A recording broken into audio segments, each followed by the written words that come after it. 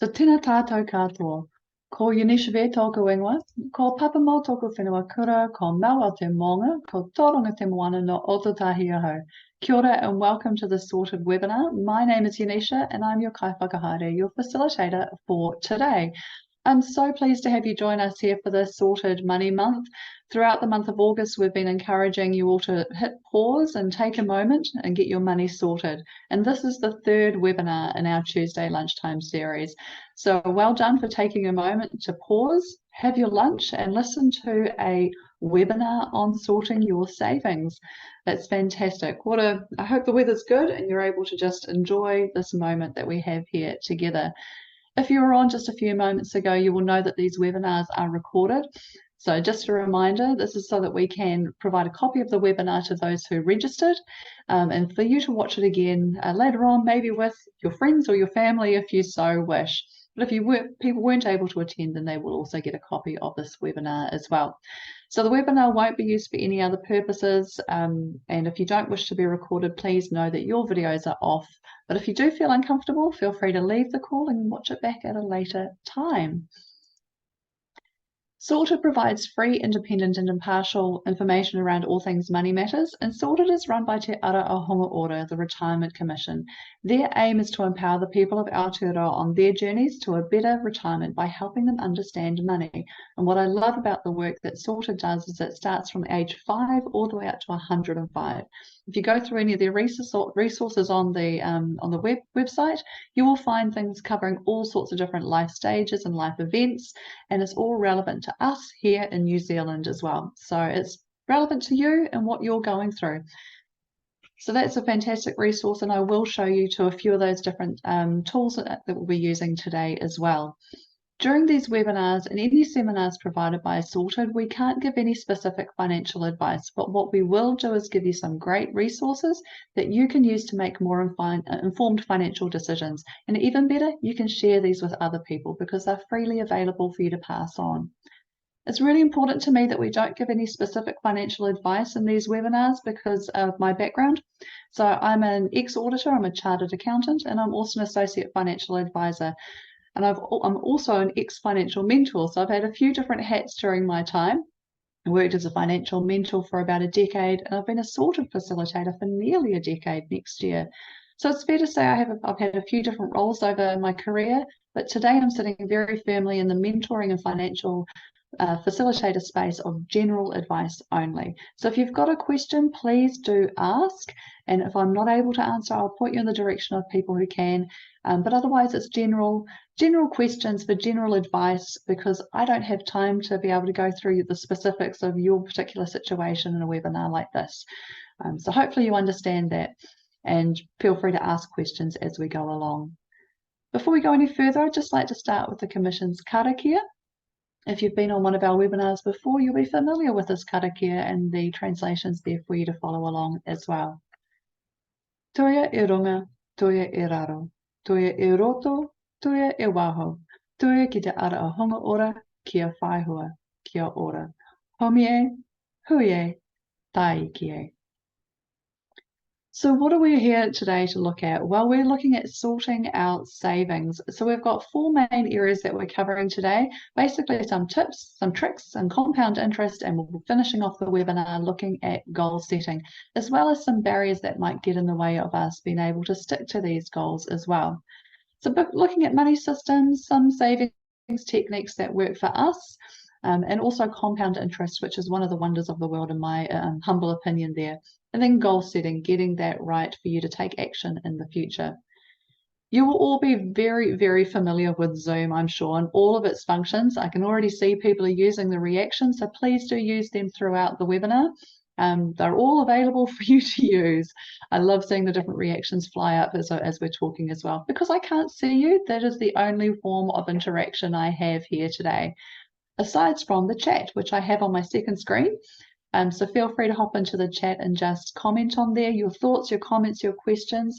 I have Natalie on the line with me from the Retirement Commission, and she will be also keeping an eye on the chat and asking any questions that she can answer, answering any questions she can answer, but also highlighting to me anything that I might miss along the way, because I do have my second screen there. It's helpful to have that there.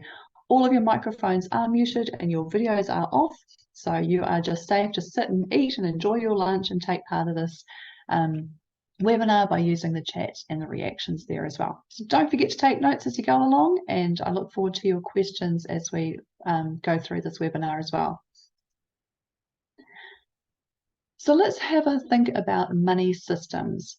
So money systems are the way that we can put our financial plans into practice. So I'm just going to let the people from the Retirement Commission share their thoughts on money systems, and I hope you find them as interesting as I do when I listen to this.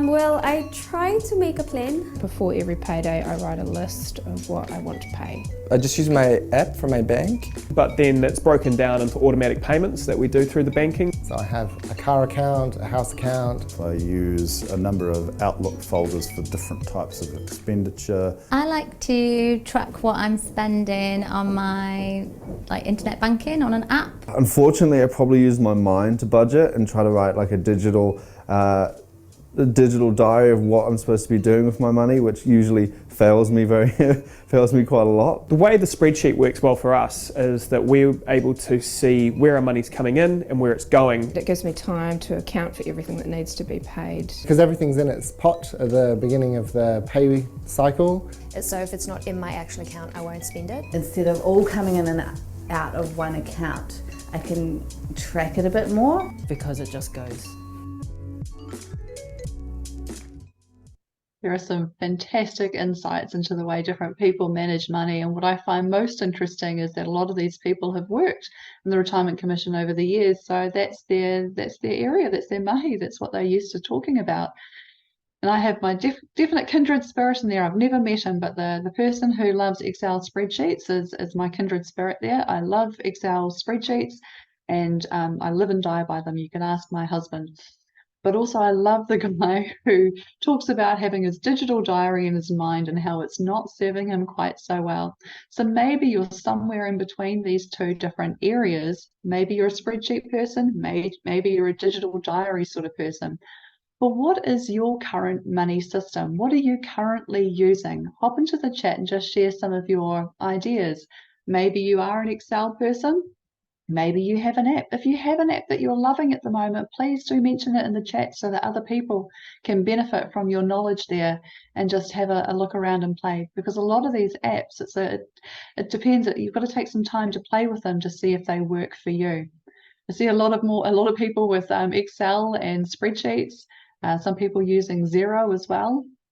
Budgeting apps, using paper and your head.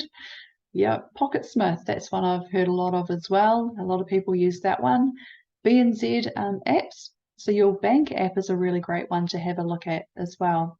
Just started using the Booster My Budget Pal app as well. That's a good one. If you have a KiwiSaver account, then you might find that your KiwiSaver provider also has an app attached to their product, so it's often free that you can use. So have a look and see what's there. ASB has an app, Westpac has an app, BNZ has one as well. So so somebody's got the Shelby Wright file. That's it sounds a bit like the digital diary that we have there. Budget in my head, allocate money on payday to different accounts. What sort of accounts do you use there? Are you using bank accounts, or are you using envelopes perhaps? A lot of people use automatic payments to set up regular amounts for their regular expenses. So maybe it's a bill payment that you use an automatic payment for, or maybe it's for savings that you use an automatic payment for.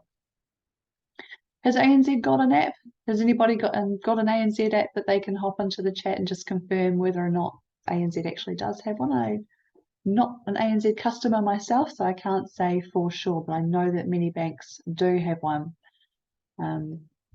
If you can't, I was going to say if you can't hear me, but you can't hear me, so I'll let Natalie answer the microphone one onto the chat there. Very good. Some different types of money systems might include regular transfers to savings accounts, so using that automatic payment idea, having different bank accounts set up for different purposes. Some people will even have different bank accounts set up in different banks so that they can have it completely separate, completely out of sight, out of mind. Seen a lot of people online at the moment talking about this brand new fandangled system called money stuffing or envelope stuffing. It's not a new idea, it's an old idea, and it's great that it's having a revival, but setting money aside physically into different envelopes or different a wallet of some form is a way of separating your funds so that you can keep track of it, and that is a money system. It's been used forever and a day. Back even when my grandmother used to receive the paycheck from my granddad, she would take that money and separate it out into different envelopes, and that's how their money system was. These days we often use our bank accounts to do the same idea. Another money system that I've seen pop up as well is the idea of the pay line split. So some banks will offer automatic distributions from your paycheck. When that arrives into your bank, money is automatically split out into the different accounts that you've set up before you even see it, which is very, very helpful as well. So without having a money system, then your budget, your spending plan, which we've talked about in a previous webinars, doesn't have legs. Without it, your plan is nothing more than a pretty piece of paper. Your plan is your what, and your money system is your how. So that's important to try and work out what system works for you. One really, really simple idea that we often talk about in our webinars and our seminars is the idea of having 3 different bank accounts. So has anybody actually gone ahead and set up different bank accounts to allocate their money? For example, like we've got on the screen here, we've got a bills account, a day-to-day account, and a savings account. Seeing a lot of hands going up there. How long did it take you to set that up? Did it take you a matter of minutes? Was it a few days? Was it a big activity at all? Or was it actually pretty simple? 5 accounts, 10 minutes. Took seconds, says Terry. Matter of minutes on the ANZ app, 2 to 3 minutes at best. Very cool. So it is very, very simple for us to do that. And it's a great way for us to put our budget into action. It gives it legs, like I said before. So a money system works because we've already put in that hard mahi beforehand by creating a spending plan so that you know how much money to put into different places. So for example, if you had, let's say you had 13,000 coming in and you would have put aside, say, let's say 400 might be in your day-to-day account there, and that's for food and petrol and fun. You might have another 650 going aside to your bills account. That's to cover your rent and your power and maybe some insurance. And then the remaining 260 might be in your savings account, and that's for your clothing and your medical. It is tempting to move money around, and it does take a little bit of self-control to stop you doing that. But having the bills account and the savings account separate from your day-to-day account can help you to reduce that temptation. You know that you can spend from your day-to-day account, and then you also know that your bills will be paid for automatically, preferably using the automatic payments, and your savings are there for when you need it. Your savings account could be your car expenses account. It could be a separate account for power or firewood if you wish. It could be a holidays account, or it could be an emergency fund. So an emergency fund could be there separate to a savings account or as part of your savings account so that you can cover things when they come up as an emergency. Does anybody have any other different accounts that they like to have aside from the 3 that we've got listed there? This is a great simple way of doing it, and you can get as complex as you like beyond that. So if you've got any thoughts or comments, do hop into the chat and just let me know. I've got a Christmas fund. We actually have an education fund for the kids, and that's not saving for college or anything big and grand. It's actually just for the regular yearly expenses of having kids and education. Having a landscaping account, that sounds exciting. A plane ticket fund, know what you value there, going on travel. Very good. Holiday funds as well are very, very popular there too. So you can personalize your money system, and you need to personalize your money system to work for you, because when it's personal to you, you're more likely to stick to it and it will be relevant for you as well. So the money in your everyday account would be for your day-to-day expenses. So if you've allocated a weekly amount for your groceries, and that goes into your everyday account, and then you can use an app potentially to help you stick to that as well. Maybe using cash as a way of doing that, or using your EFTPOS account is another way of keeping track of those spending as it goes. What's the difference between a bills account and a savings account? It's a question I used to get asked a lot when I was mentoring. What's a bills account versus what's a savings account? A bills account is essentially, and I'm going to go accounting a little bit here with us, but a bills account is when you know the cost. You get an invoice, you get a bill. So things like your power, your rent, your insurance are things that you get invoiced, your rates. So you know to a certain extent how much the cost is going to be. So you can arrange for it to be paid by automatic payment, or maybe you're using another form of automatic payment that way. Whereas a savings account are expenses that you can anticipate will happen. You know you're going to need to buy clothes, you know you're probably going to have to go to the doctors, you know you've got car repairs, but you don't know the exact amount, but we can best guess. So you can anticipate the fact that it's going to happen, but you don't know the exact amount. So that's your savings. It could also be for a savings goal like a holiday or things like that. An emergency fund is slightly different again, in that it's things that we can't quite anticipate, but life happens. So we expect that we should put some money aside, but we'll talk a little bit more about emergency funds a little bit down this webinar, so don't worry about that one. Another really good tip would be to match your timings. So set up your bills and your savings payments to go out around the same time that your income comes in, and that can reduce that temptation to overspend as well, because the money in and then the money out. Maybe allow a little bit of fat for processing time, but we are heading into real-time payments really soon, so that'll be fantastic and you won't need to worry about timing too much there. Great. See lots of different accounts that people are putting aside as well. We've got a few independent contractors who like to keep track of their spending that way as well. I also have my own independent contractor account where I have all my income and expenses related to that job going through that account. Makes tax year end really, really simple for me. Spreadsheet, sort it, done and dusted. Nice and easy. So let's have a look at some saving techniques that work. What are some of the major hurdles that you've come across when it comes to savings? Some people have already popped into the chat the idea of temptation, but what are some of the other things that get in the way of us saving for things that might be important or things that are necessary?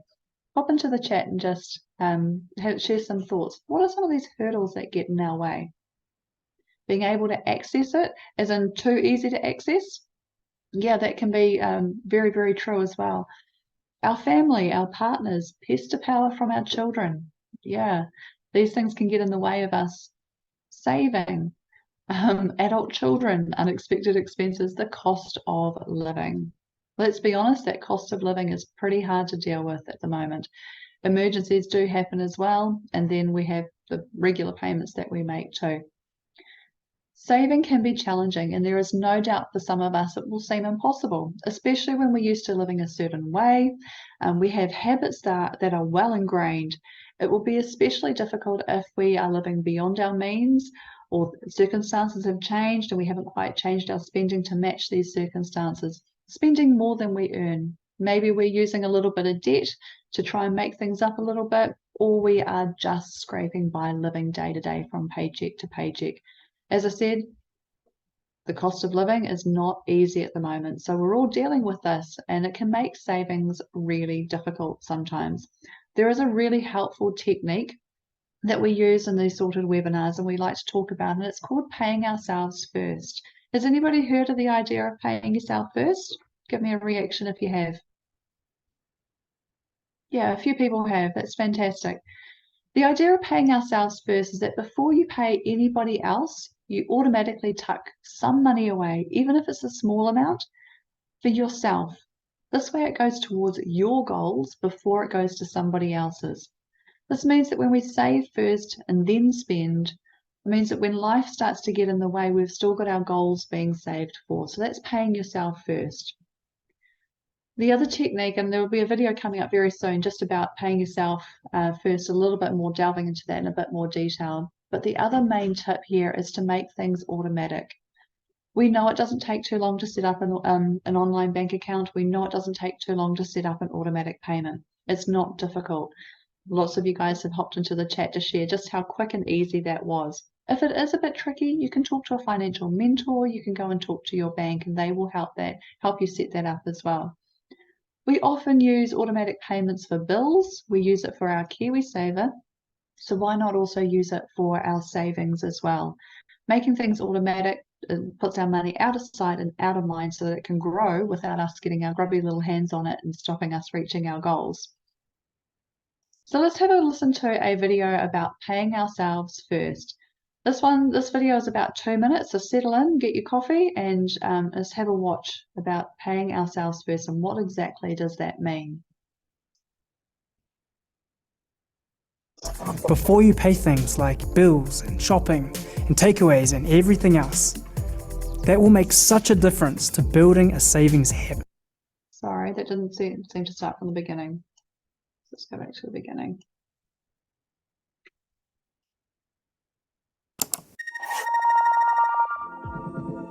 When your pay gets put in your bank account, who actually gets paid from it?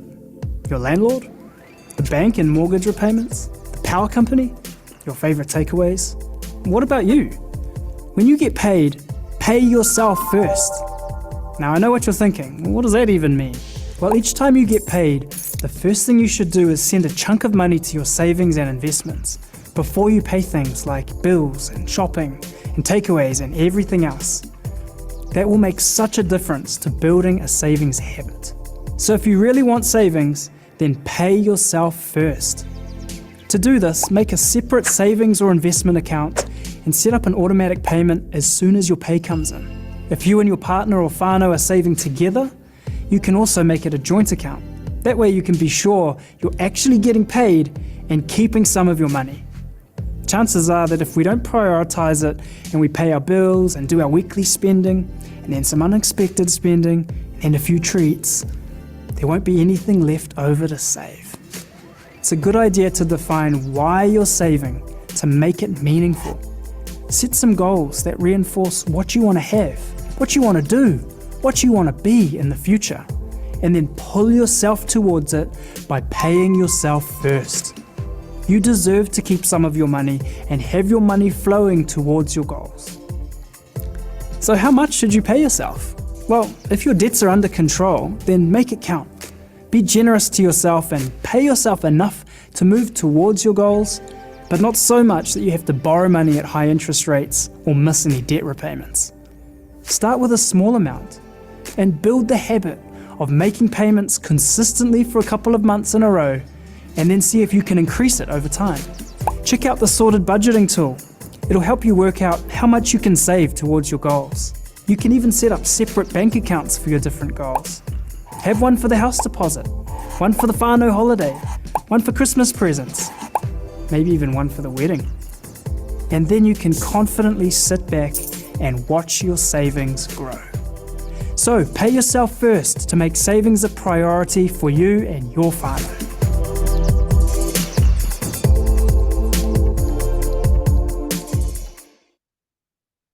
I wasn't expecting the little mouse to hop up at the end there, which is a bit funny there. Yeah, lots of really good comments in the chat there. Please do have a read. Many times we try and save after taking care of our bills, our needs, our wants, and the unexpected expenses that pop up, only to find that there's never much left to put away. So sure, we may have managed to pay for everything that we needed to, but we haven't got much to show for it in the long run. So we want to grow our money for the goals that matter most to us. So what do you want to have, be, and do?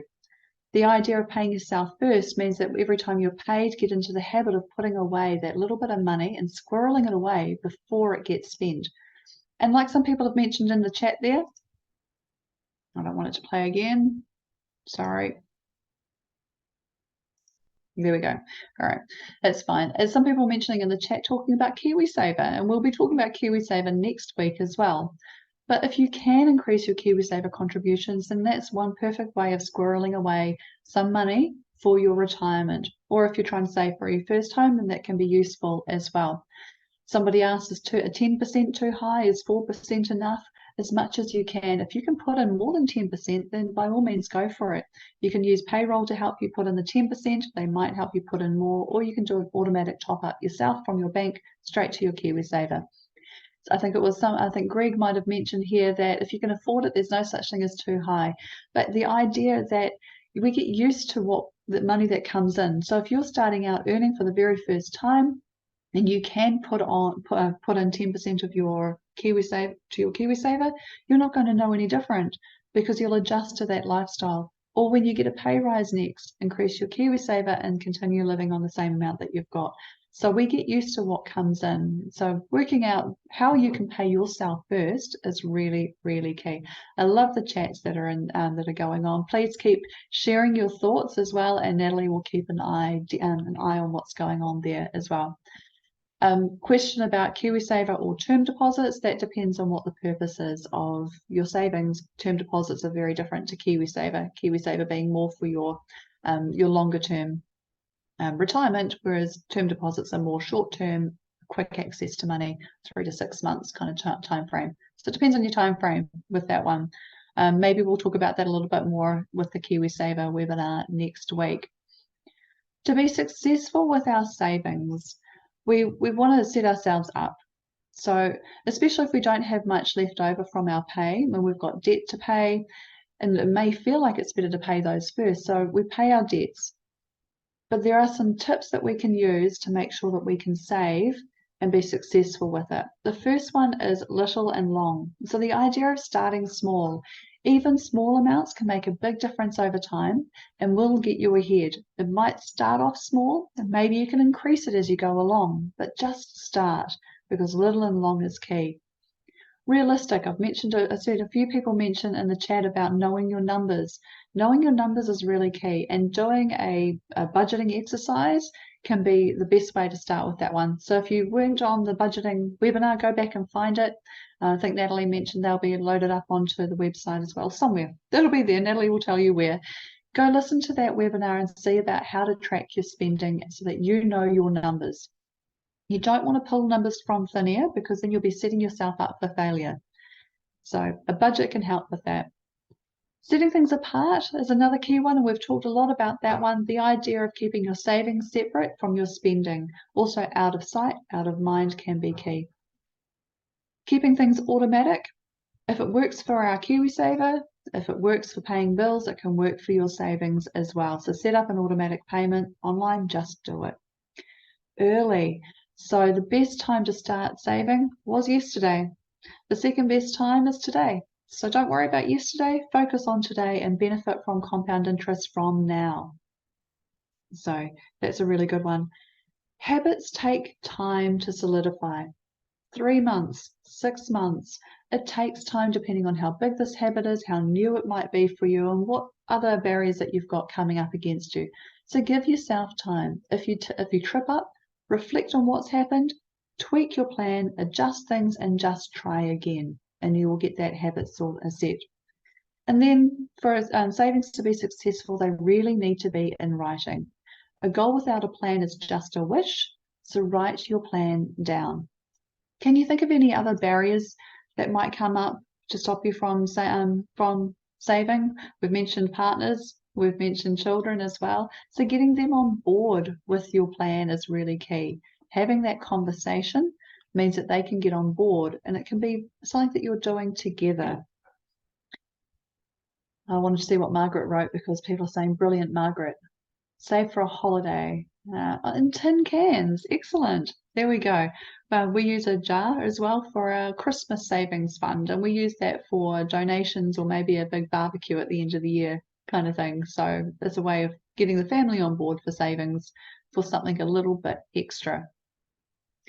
So without paying yourself first, you may find some of the expenses you've established are holding you back from saving as much as you could. There might be a subscription that you haven't really thought about and that you just keep paying, or utilities that you're paying too much for. When was the last time you checked your power provider? And because of that, you haven't researched your alternatives. So research your alternatives. Maybe you can build yourself some savings just from that. Power Switch is a great place to have a look at your power company as well. If anyone else has got any other websites that they'd like to check out or share, hop that onto the chat as well. So a quick win for you today could be by setting up automatic payments. So for your annual expenses, it works for KiwiSaver like we've said before, so why not other areas of our finances? What are you going to do for your money system? Have there been some ideas in the chat that you've particularly liked? write a note of that so you don't forget it, and you can have a look at that later on this afternoon. Maybe you're going to calculate your yearly expenses. Maybe you're going to set up a few new bank accounts. Or maybe you're going to get an Excel document going so you can check things out, do some maths, some good maths there. Yeah.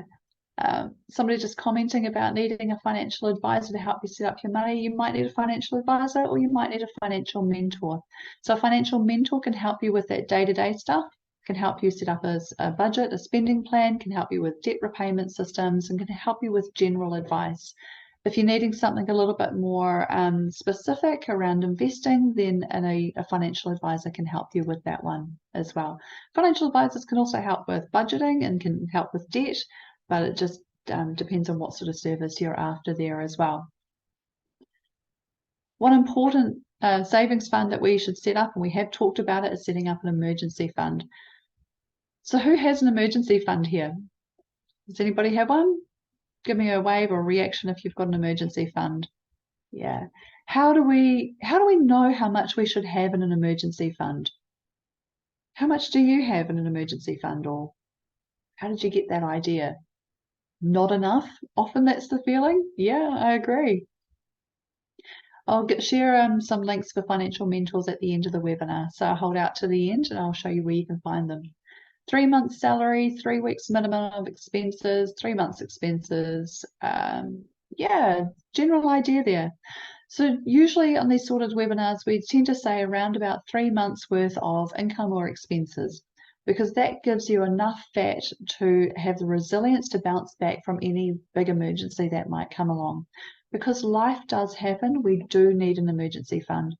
It's for the unexpected things, because inevitably they do happen. If it's expected, we save for it. If it's unexpected, we have an emergency fund. And like a lot of people are saying, 3 months salary seems to be that really good comfort level of how much we could put away for an emergency fund. Now, if you're doing that quick maths in your head and thinking that's way too big a goal, make it a longer term goal. Start off small, put aside $500, put aside $200, put aside $1,000, and slowly build it up over time so that you can get yourself a robust emergency fund. If you're just trying to build up $500 over the next 3 months, it's less than putting away $40 a week. So you can build that one up there as well. So an emergency fund will give you that resilience that you need when life hits the fan, basically. Okay, just checking what other questions we have in the chat there. Revolving credit is not the same as an emergency fund because it's not necessarily your money that you're using, it's the bank's money. So an emergency fund is your money and it's there for you to use as needed without any worry about paying it back. We can top back up our emergency fund, obviously, but being able to use it without any worry, without having to take debt, it's really, really key when times are tough. It's that resilience, isn't it? In Christchurch, we don't necessarily like the word resilience, but there it is. And on the Sorted website, we have the savings calculator, and the savings calculator is a really great tool for you to have a play around to see how much you need to set aside. I'm just going to open up the savings calculator. It might be a little bit slow, but let's see how we go.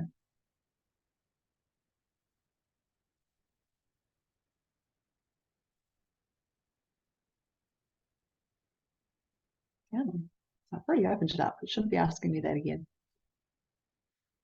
So the Sorted website, can I get a thumbs up if you can see the Sorted website on your screen? Excellent. I can see that there. Very good. Thank you for your responsiveness. So the Sorted website, you can find all the different tools up here under the Tools tab. Lots of new ones that have been updated. Today we are looking at the savings calculator. So the savings calculator is just here, and I love seeing the mouse back. I am disappointed that he doesn't seem to have a name though. How does he not have a name yet after all these years? But it's great to see him back. So when it comes to debts, there are different types of debts. We should be looking at the savings calculator. Why did the debt one come up? Savings calculator. Here we go. Apologies for that. So savings. click into the right one there. Savings you can save with a goal in mind or a little bit over time. So different frames of mind. If you're saving for a holiday, maybe you decide to I love the different names people are putting into the chat for the mouse. But you can decide how much you're putting aside here. Let's say you're trying to save for $1,000 in a year's time. You can say you've maybe already got $100 and you're saving it in your bank account with the current interest rates and not looking too bad. If you're not sure about what interest rates are, here you've got interest.co.nz as a resource that you can go to and have a little look at and see as well. It's a great website to have a look at. So obviously this is a little bit boring. I probably should have picked a bit more than a year, but you can change your parameters. Let's say I want to save in 5 years and $6,000. It gives you an idea of what sort of savings that you're trying to do here, how much compound interest you're going to have, and what rate of change it's going to be. So yeah, it's a great tool that you can have a play around just to see how you can achieve your goal in a time frame that works best for you. Savings are just taxed per your normal bank account savings. So whatever your tax rate is, your PIR or your resident withholding tax. So you're already being taxed if you've got a bank account. It's the same as normal. So you've got your savings account, your savings calculator there, which is a fantastic way for you to have a look and see how you can achieve your goals for your savings. Hands up if you've used that calculator before and had a play around before today. Yeah, a few people have. The tools are being updated all the time, so it's great to have a little look around and just see what's going on there. There are some amazing tools in there to play around with. You can save it as well, so you can go back and have a look at that calculator afterwards. So the third item on today's webinar is looking at compound interest. Now, I hinted that this is probably one of my favorite things when it comes to money. So let's have a quick think. What is interest? Interest itself is just what the banks pay us for letting us use their money. And it may not be the bank, we may pay interest to somebody else for them letting us use their money. So that is what interest is. But what is compound interest? Compound interest is the interest that is added onto the principal or the main amount of a deposit or a loan, and then interest is added onto that and onto that again. So it compounds. Compound interest is the interest on interest, basically, and that's why it compounds. Let's have a little look at this video from Sorted, just demonstrating what are we looking at? We are looking at an aggressive fund of 5.5% returns. So let's have a little look at this one.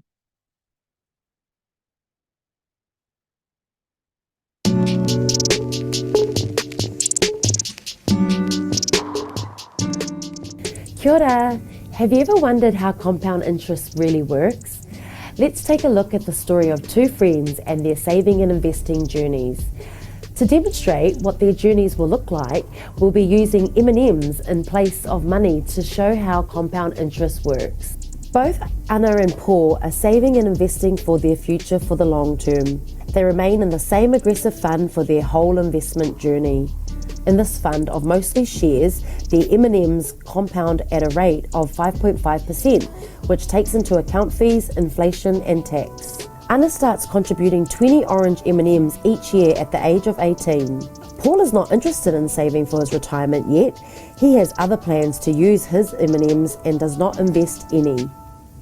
Over the first year, Anna's 20 M&Ms earns her one blue M&M in interest.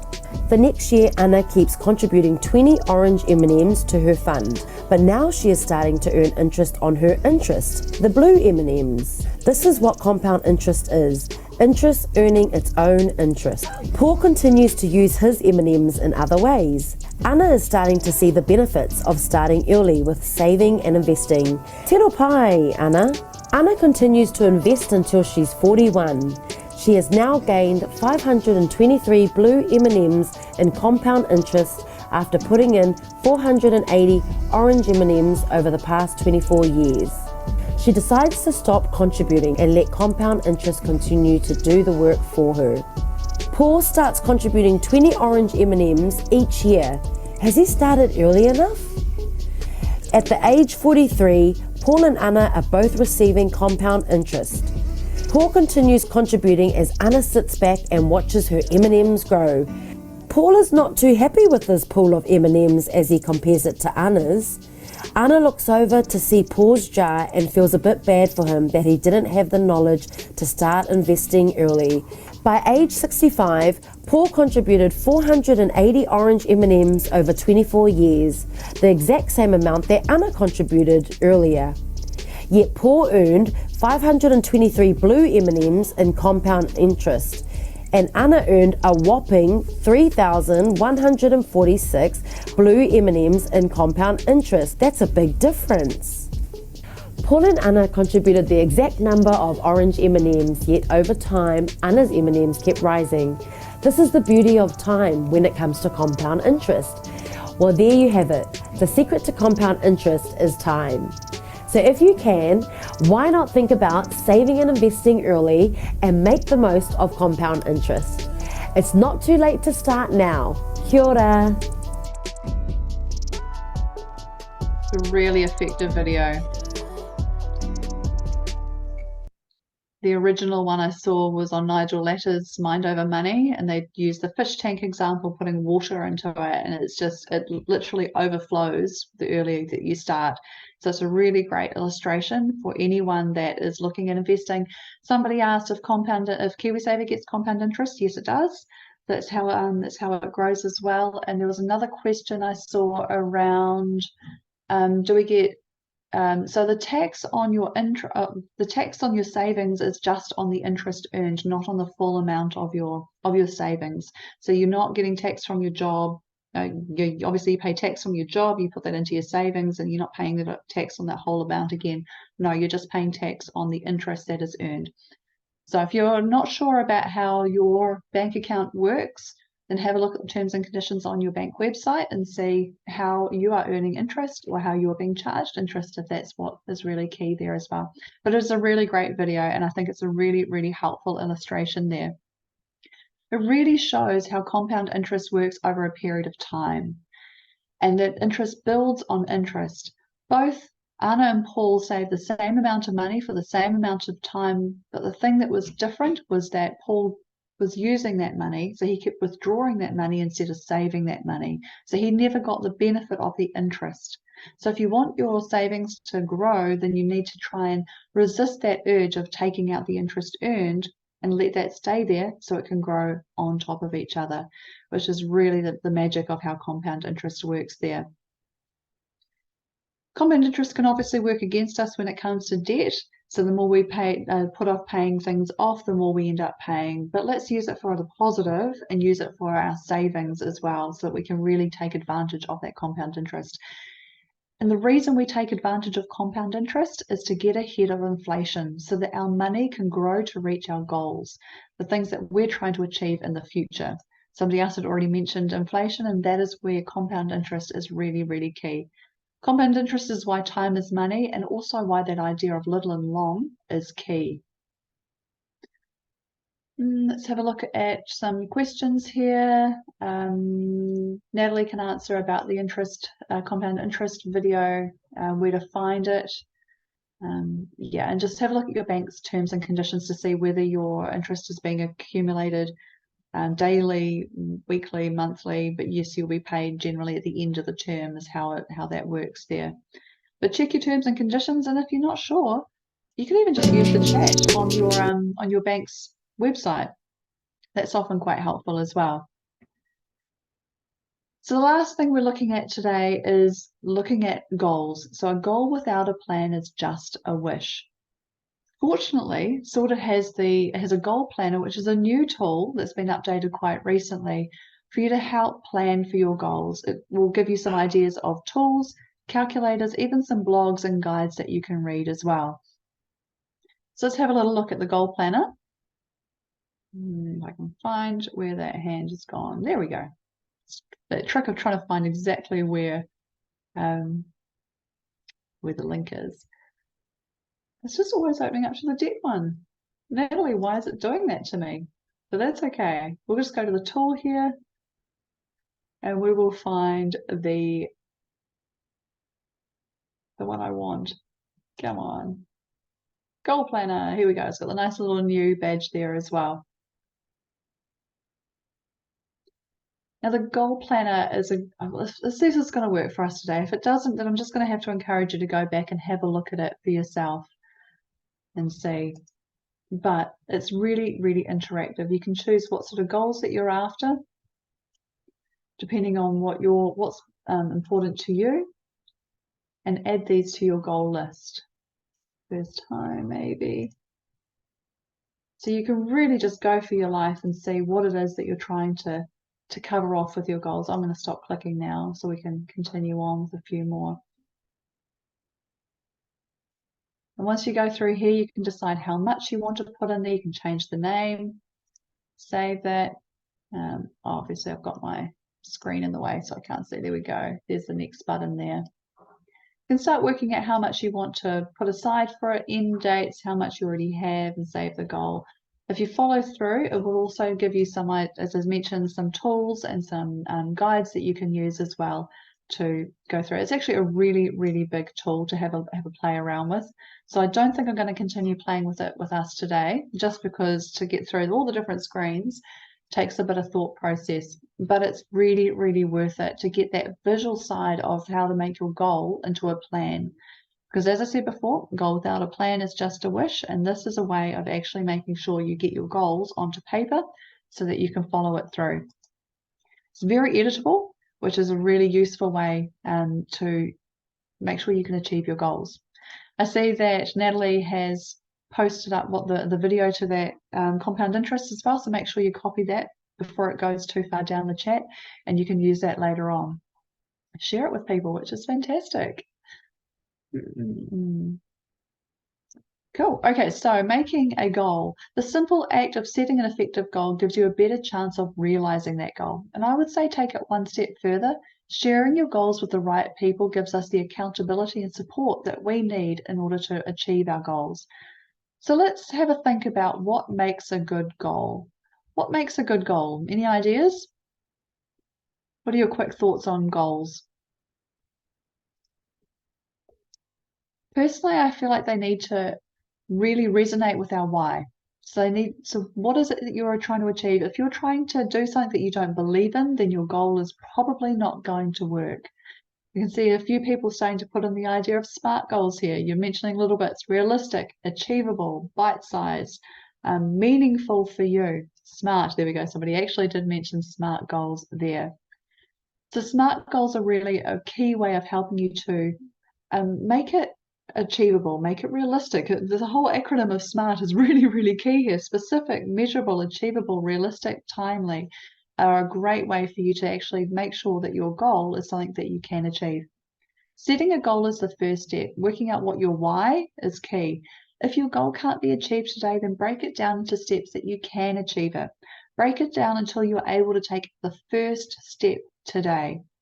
So short term, medium term, and long term is a great way of starting to break it down, and then break it down even more than that. Short term, we generally think about up to 3 years as being short term. Medium is about 4 to 9 years, and long term is 10-year plus. It's important to think about all 3 different time frames there when considering your goals. So breaking down your goals into those different areas will help you with the clarity side of things. Maybe if you're trying to pay off your credit card, then the simple act of paying your credit card down now could be helping you with your long-term goal of financial security in your retirement, or maybe of being debt-free in 10 years' time. So establishing the habit now for the debt-free future that you see yourself having in the future. So your little goal now could be having a massive effect on that long-term goal that you're trying to achieve. But remember, break it down so that you can achieve it today. One small step is the way that you start to climb that ladder. When you think about a ladder, when you think about how close the rungs are on a ladder, they're not so far that you can't climb it. So make sure that you've got your rungs close enough that you can take your first step today and you can keep climbing that ladder into the future. Don't make your goal so big, so ginormous that you can't even make that first step. Here's how you would make a goal SMART. So we've got specific, measurable, achievable, realistic, and timely. I also like to add an E and an R onto that as well, make it smarter. So the E for me is enjoyable. So this is tying your goal back into your why. Why are you doing this goal in the first place? So know that it's going to be enjoyable. The process might not be enjoyable, let's be fair, but the outcome, make it enjoyable so that you know why you're trying to achieve that. And then the R is for recorded, so write it down so that you know that your goal can be achieved. If it's written down and not just in your head, then you've got a better chance of actually achieving your goal. Make your goals top of mind, make them salient, put them somewhere where you will see them daily, whether it's on your screensaver, on your computer, on your phone, a picture by the jug in the kitchen, or maybe on the back of the toilet door. So make sure your goals are somewhere that you can see it so that you can stick to it. So now it's time to make an action plan. Start thinking about writing down things on a piece of paper, or maybe you've got an app that you're writing things down in today. But what are your money goals? Remember, your goals need to be realistic and achievable, otherwise you're not going to stick to them. And they need to have a time frame so that we can see the light at the end of the tunnel, which is why we break things down into short, medium, and long term. So they can be achievable. How do we keep track of our goals and their progress? Put a picture on your fridge. Those good old, what is it, the temperature gauge thing, when you fill up your goal as you're going along to show that you're on track, they're useful as well. Why are they useful? Because they're visual and we can update them, we can see them. Maybe you've got an app that when you open it up on your phone, you can see how much of the pie chart you've filled with your savings. Whatever sort of learner, use that to your advantage for your savings as well. Action changes things. Understanding what we need to do is important, but the action and putting things into place is what will make that change happen in the first place. There's a great quote that I like from Gregory House. Did anybody watch House like decades ago now? I used to love watching Hugh Laurie on that show. He was such a blunt character, and he would say, time changes everything. That's what people say. It's not true. Doing things changes things. Not doing them leaves them exactly as they were. Gotta love that guy. Loved Hugh Laurie, a few other people saying that as well. So when it comes to goal setting, you may have already gone through this process before. Hands up who has gone through this process but not managed to follow through with their goals for whatever reason. New Year's resolutions, anyone? Right? We often go through this process, but we just don't quite get there because barriers get in our way. We know they exist, and when we know barriers exist, we can plan for them. We can work out how we can work around them. So things like, we mentioned partners and children before. So they could be a barrier, but they could also be our greatest ally. So get our people on board. Today's webinar is the perfect conversation starter. The way you could introduce them to the Sorted website. You could sit down and re-watch this webinar with them. I would suggest probably doing it with a glass of wine. I don't know. Make it really enjoyable for you guys so that we can watch this together. But get your people on board. After COVID, or while we were in the COVID lockdown, the rahui, my kids and I and my husband, we realized that we weren't spending as much on takeaway. Surprise, surprise, we couldn't get out, but we were saving as a result. And then once we got out of lockdown, we said to the kids, let's use this new habit so that we can save for a holiday instead. Because we'd already done it and they were on board and they could see the result of it, we were able to all be on board and start saving for that holiday. And we did. We went to Australia, we saw my husband's family. So it was really, really helpful to be on the same page together. A quick win could just be introducing your partner to this webinar today. What other barriers are there to reaching our goals? We talked about emergencies, so having your emergency fund, that can help you to breach that barrier. If you've got an emergency fund set up when things happen, you can go and buy the tyres for the car, whatever it might be, buy that plane ticket to go visit the family if needed. So an emergency fund can help you to overcome those emergencies that come up. What else? Other barriers might get in the way. Our habits. So breaking habits are hard. Who here likes a coffee? I've already hinted that I like a good glass of wine. Breaking habits is hard because these are the things that we like to spend money on. Let's be honest. So allow yourself some flexibility in your spending plan to be able to continue to do these things, but at maybe a slightly more reduced rate, a more manageable rate, like our takeaway example I used just before. There's an ad on TV, I think it was the Gen Less ad, that says cut down first on the things you don't like, basically, before the things that you do like. So I would be much more inclined to cut out things I don't like before I start cutting out my coffee or the wine. So yeah, breaking habits is hard for a reason, so build in the flexibility in your plan. Big events, illness, things like that can get in the way. We can plan for some big events to a certain extent. You generally know when a party is coming up or a big birthday, so we can put savings aside for that. A funeral or some sort of event like that might be a really good reason to dip into your emergency fund. It's not like we set savings aside for that, so an emergency fund could be a useful time to use that. Or illness, taking time off work when ACC doesn't quite cut the mustard. So using your emergency fund to buy you time while you're not well. Getting started can be another key hard way or a barrier. So just that first step. So one step at a time, just start today. Don't wait till tomorrow, and ultimately hook into your why. I see sales like Black Friday and the like, the Christmas, Boxing Day sales are going to be there. Plan for it. You know it's going to come up. And as somebody said, set up a Black Friday savings account. This could be your splurge account. That could be one of the accounts that you set aside. Don't fight against your personality when it comes to money. Work with it and develop your money system around what you've already got. The Sorted website has a money personality quiz as well, so feel free to have a go at that quiz and see find out a little bit more about your money personality. So there are people you can talk to when it comes to help. Talk to your partner, obviously, talk to your family, just start that conversation.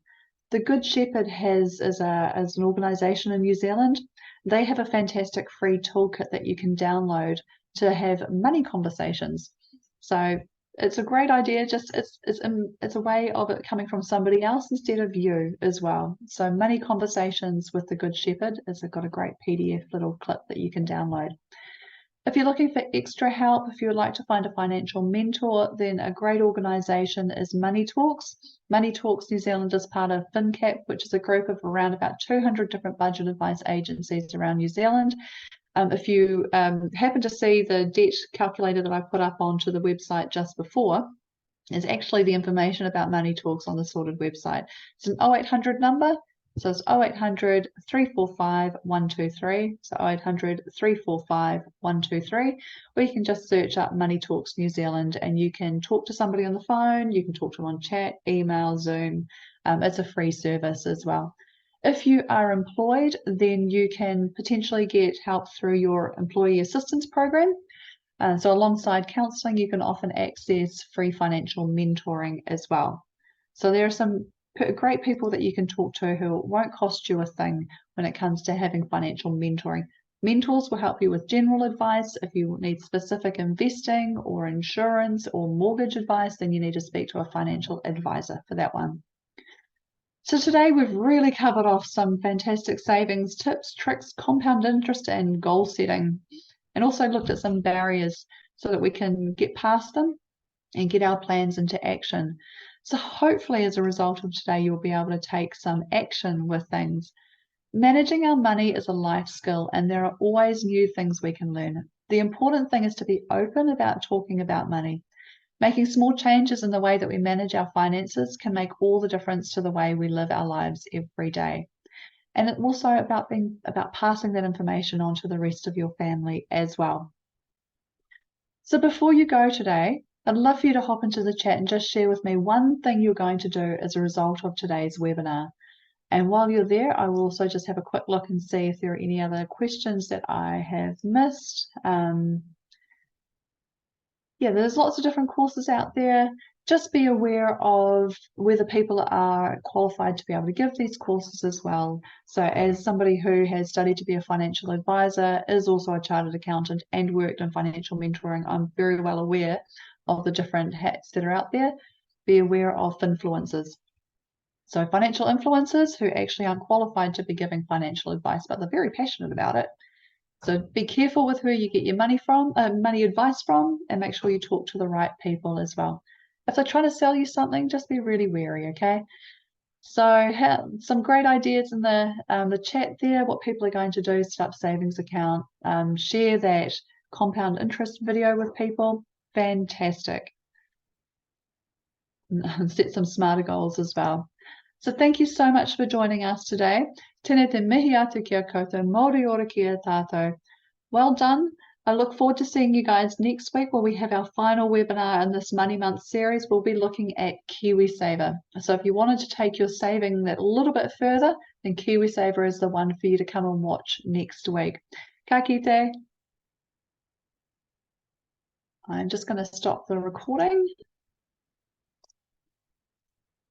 It lets me stop recording. Oh, come on. I think with all the activity on my computer, it's not letting me stop recording. Here we go.